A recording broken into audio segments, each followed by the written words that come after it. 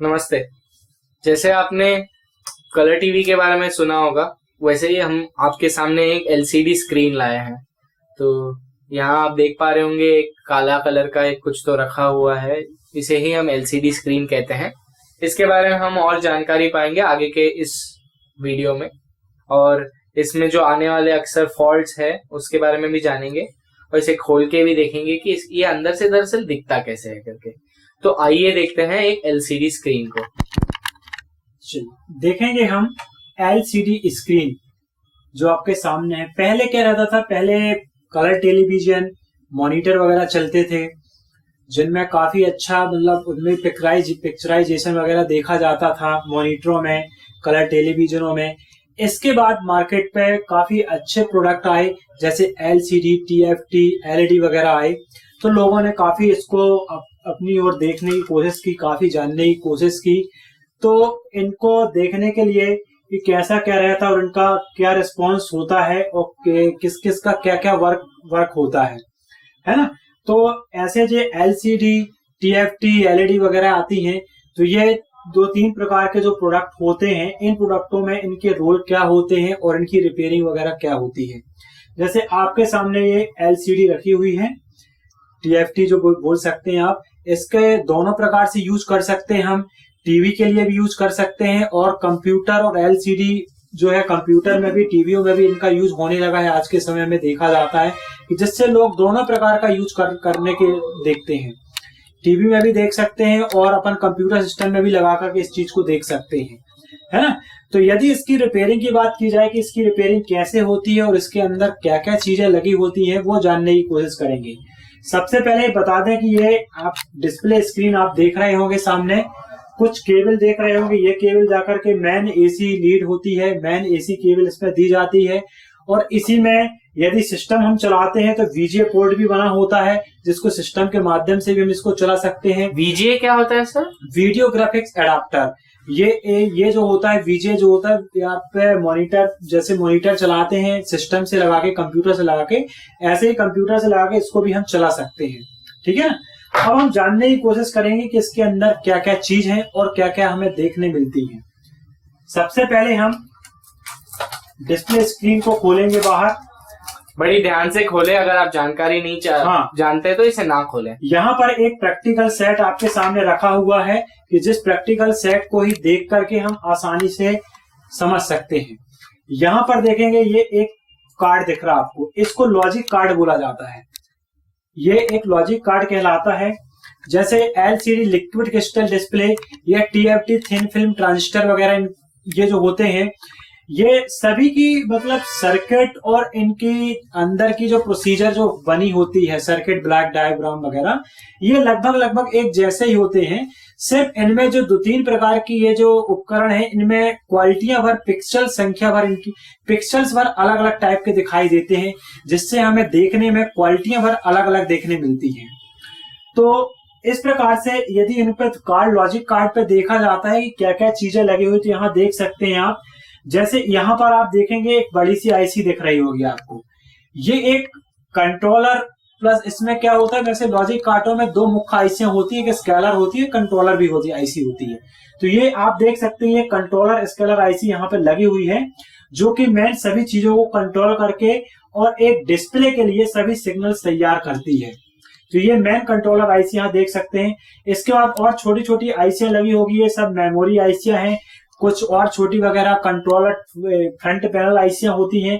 यानी कई प्रकार की इन पे आईसियां और लगी होती हैं, जो कि साथ पे मेन आईसी के साथ सपोर्टिंग के लिए दी होती है। सर वो ऑरेंज वाली क्या है? यहाँ पर ये इसकी बात कर रहे होंगे आप। ये एक डीसी टू डीसी कन्वर्टर होता है। जैसे पावर सप्लाई से वोल्टेज आता है तो वह वोल्टेज फिर दो तीन सप्लाईयों में कन्वर्ट करता है, तो उसके लिए इसको सप्लाई देते हैं, तो ये फिर सप्लाईयों में कन्वर्ट करके अलग अलग सेक्शनों में भेजता है। और यहाँ और कनेक्टर आप देख सकते हैं, ये कनेक्टर आपको दिख रहे होंगे। ये जो कनेक्टर है डिस्प्ले कनेक्टर है, फ्रंट पैनल कनेक्टर है, वीजीए से आने वाले सिग्नल एंड है, पावर केबल कनेक्शन होते हैं, जिससे सभी कनेक्टरों को यहाँ पर दिया जाता है और जिससे सभी चीजें लगी होती हैं। तो ये हमारा ये एक लॉजिक कार्ड है जो आप देख सकते हैं। और साइड में देखेंगे तो ये पुश बटन लगी हुई है, जिनको हम मेनू, ऑटोमेटिक स्कैन या ऑटोमेटिक सेटलमेंट के लिए और मेनू, जिससे हम जिस प्रकार की कलर क्वालिटी लाना चाहते हैं, तो वो सारी बटन यहाँ पे दी हुई है। ठीक है ना। इसके बाद आगे आएंगे तो हम देखेंगे एक और नीचे प्लेट देखेंगे आप छोटी सी, ये एक इंडिकेटर लगा हुआ है, एलईडी लगी हुई है यहाँ पर। ये एलईडी जैसे ही हम टीएफटी चालू करते हैं तो ये इंडिकेशन शो करती है। इसका मतलब ये होता है कि टीएफटी या एलसीडी जो भी आप चला रहे होते हैं वो ऑन पोजीशन में आ चुकी है। उसका एक केबल कनेक्टर ये होता है, इस कनेक्टर को बहुत सावधानी पूर्वक यहाँ पर आप लगा सकते हैं इस प्रकार से ये। और वीजीए पोर्ट या सप्लाई कनेक्शन जो है इसको भी आप बहुत सावधानी पूर्वक यहाँ लगा सकते हैं। ये किसी भी कनेक्टर को लगाने के लिए सावधानी की बहुत आवश्यकता होती है, कोई लूज न रहे, नहीं जिससे दूसरे फॉल्ट बनने के चांस होते हैं। अब बात करेंगे हम डिस्प्ले की। यह है डिस्प्ले, जिस पर ही जो भी लॉजिक कार्ड के माध्यम से जिस प्रकार की भी वर्किंग होती है, तो इस डिस्प्ले कार्ड पर हमें वो आपको पिक्चराइजेशन प्राप्त करने के लिए, पिक्चराइजेशन के जो भी सिग्नल्स आते हैं, जैसे कलर टेलीविजन पे या मॉनिटरों में सीआरटी स्क्रीन होती है, इसी प्रकार इसमें ये डिस्प्ले स्क्रीन होती है ये, जिसमें हमें वो सारे पिक्चर और साउंड क्वालिटी सब कुछ इसमें दिखाई देने लगती है। तो ये हमारा एक फ्रंट पैनल के लिए जो होता है, फ्रंट होता है, डिस्प्ले स्क्रीन होती है, जिसपे हमें वो पिक्चर साउंड सबको दिखाई यहाँ पर देने लगता है। इसके पीछे की बात करेंगे तो इसमें पीछे केबल दिए हुए हैं ये। इन केबलों पे ये सारे केबल जो होते हैं सिग्नल और वोल्टेज के लिए यहाँ पे दिए हुए होते हैं, जिनको कि इस पे लगा करके लॉजिक कार्ड पे बने कनेक्टरों पे सेट हो जाते हैं, और उस लॉजिक कार्ड से जो भी सिग्नल्स वगैरह आते हैं, जिस प्रकार की भी पिक्चराइजेशन का वहां से प्राप्त होता है, वो पिक्चराइजेशन हमें यहाँ तक पहुंचा देते हैं स्क्रीन पर, यहाँ तक हमें वह प्राप्त हो जाता है। ठीक है। तो इस प्रकार से हमने ये जाना कि एलसीडी या टीएफटी किस प्रकार वर्क करती है और इसमें क्या क्या उपकरण होते हैं और इसका मेन रोल कैसा कैसा हमको दिखाई देता है सर। हाँ, हमने ये तो जान लिया कि इसमें क्या क्या है, इसमें लॉजिक कार्ड है, ये सब है, आईसी वगैरह अच्छे अच्छे लगे हुए हैं। हाँ। बहुत थिन है। हाँ। बहुत ही पोर्टेबल टाइप है। हाँ। लेकिन इसमें फॉल्ट्स क्या आते हैं अक्सर? अच्छा, हाँ, ये आपको इसकी जानकारी होना बहुत ही जरूरी है। यदि हमने ये अंदर की इंटरनल चीजें जानी है तो कुछ इसके मुख्य फॉल्ट भी आपको जानना जरूरी होता है। जैसे मुख्य फॉल्ट में ये आता है कि जैसे टीएफटी है या एलसीडी पूर्ण रूप से बंद है, बिल्कुल काम नहीं कर रही है, बिल्कुल डेड पोजीशन में है। अब इसको यदि रिपेयर किया जाता है तो कैसे किया जाता है?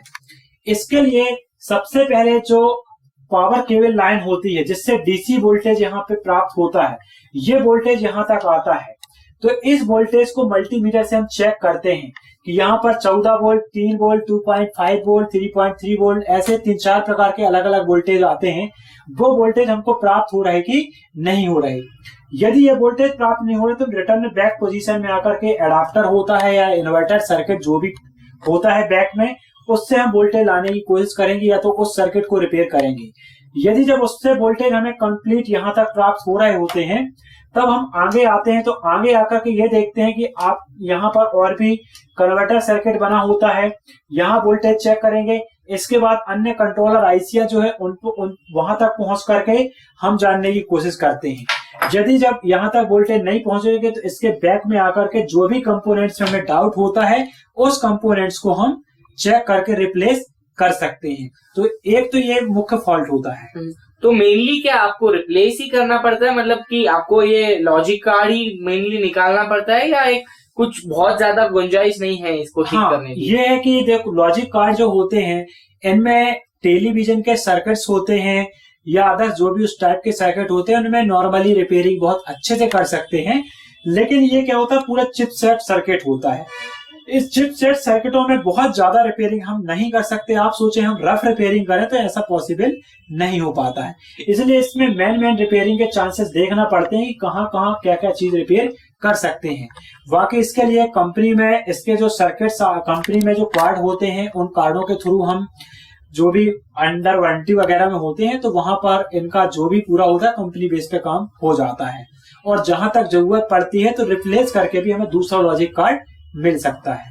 तो इस प्रकार से ऐसा मतलब रिपेयरिंग की जाती है। और डिस्प्ले में क्या क्या प्रॉब्लम्स आते हैं? डिस्प्ले में जैसे लाइट प्राप्त नहीं हो रही है इसमें एक ये होता है कि यदि हमें मेन इसका एक मुख्य फॉल्ट होता है, यदि डिस्प्ले स्क्रीन पर हमको लाइट प्राप्त नहीं हो रही, तो इसके लिए देखना पड़ता है कि स्क्रीन पे लाइट ना मिले तो सबसे पहले पीछे के कनेक्टर वगैरह होते हैं, ये कनेक्टर ऐसा तो नहीं डिस्प्ले सिग्नल से कनेक्टर वाले लूज हो गए हों जिसके कारण स्क्रीन पे लाइट ना आ रही हो, या वो लूज नहीं है तो फिर ये देखना पड़ता है कि जो मेन इसके फ्रंट पैनल या डिस्प्ले पैनल जो आईसी है उनको देखना पड़ता है कि कहीं उससे सिग्नल्स या वोल्टेज स्क्रीन तक पहुंच रहे हैं कि नहीं पहुंच रहे हैं।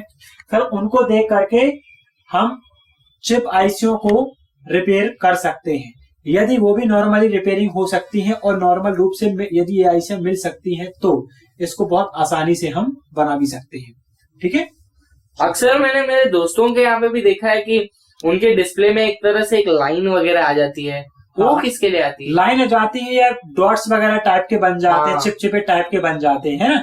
वो क्या होता है, यदि डिस्प्ले स्क्रीन को यदि जोर से ऐसे दबाते हैं तो डॉट बनना चालू हो जाते हैं, या नमी के कारण होता है, या डिस्प्ले स्क्रीन या टीएफटी गिर जाती है तो इनमें डॉट्स वगैरह बनने लगते हैं। तो ये अक्सर फॉल्ट हमारा इसे डिस्प्ले स्क्रीन का ही माना जाता है। तो इसे इसे ज्यादा गुंजाइश नहीं होती कि हम रिपेयर कर सकें। थोड़ा बहुत हम खोल के देख सकते हैं, डॉट्स हटने के चांस है तो ठीक है, यदि वो चिटकी स्क्रीन हटने के चांस ठीक है, नहीं तो फिर इसको हमें रिप्लेस ही करना पड़ता है। तो पूरा डिस्प्ले रिप्लेस हो जाता है, रिप्लेस हो जाता है, फिर इसको रिप्लेस करना पड़ता है ना, क्योंकि वो पूरी डिस्प्ले स्क्रीन ही खत्म टाइप की होने लगती है। ठीक है ना।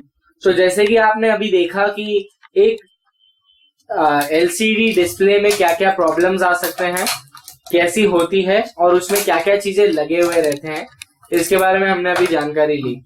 तो इसके अंदर क्या क्या वायर्स होते हैं या इसमें क्या क्या हम कर सकते हैं। तो आम तौर पर तो हम ये डिस्प्ले काफी कम यूज करते हैं, लेकिन मार्केट में काफी नया आया है ये। तो मैं आशा करता हूँ कि अगर आपके घर पे भी अगर ये ऐसा कोई डिस्प्ले है तो आपके अंदर अगर कोई प्रॉब्लम आ रही है कि आपका डिस्प्ले ब्लैकआउट हो गया है तो आप इसे ठीक अपने आप कर सकते हैं इस वीडियो को देखकर। धन्यवाद। ओके।